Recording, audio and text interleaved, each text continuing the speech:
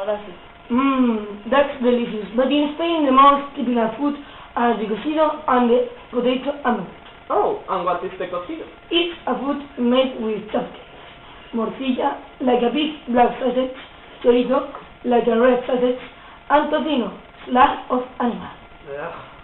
Yes, but it's so good when you cook it. And we eat paella too. And what is it? It's rice with dry cooked chickens, but you can eat with seafood. Oh, that looks good. Hi. Hi. Hi. Sorry, I'm late because I didn't find my burqa. Oh, it's time to pray.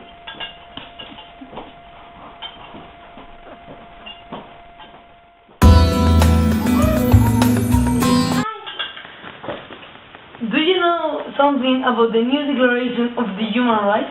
Yes, it's a declaration of rights to all people of the world. How many rights are there? 50. Maybe if the people begin to respect these rights, the world will be better. Yes, that's true. Yes, that's Yes, true. David. What do you want to eat? Oh, thanks, but I ate in my house. Ah, and what do the Muslims eat? We eat a mixture of Mediterranean food and Indian food. Today I ate chicken with curry and couscous. Couscous is a small bowl of semola.